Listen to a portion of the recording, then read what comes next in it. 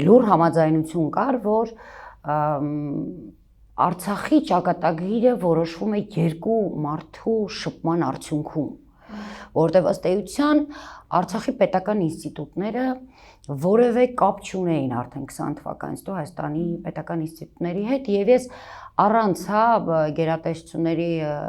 ղեկավարների անունները տալու, որտեղ կան մարդիկ, որոնք բնավ կարիք չկա, որ հիմա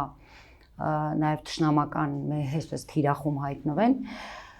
փաստում էին, որ Հայաստանի համապատասխան գերատեսչությունների ղեկավարները նույնիսկ իրենց զանգերին կամ հաղորդագրություններին չեն պատասխանում։ Այսինքն չկար որևէ շփում եւ կար այսպես լուր համաձայնություն, որ երկու անձերի Արայիկ Հարությունյան, Նիկոլ Փաշինյան այդ համագործակցության կամ չգիտեմ շփման արդյունքում որոշվելու Արցախի ճակատագիրը։ Եվ այդ առումով փաստորեն դա բավականին երկար տևեց ու եկավ մի պահ, երբ մենք բոլորս հասկացանք եւ նաեւ նախագահը չէր այն ժամանակվա թաքցնում, որ կառավարումից ամեն բան դուրս է գալիս այնքանով, որ արդեն ոչ թե գործընկերային էին այդ հարաբերությունները, այլ ուղղակի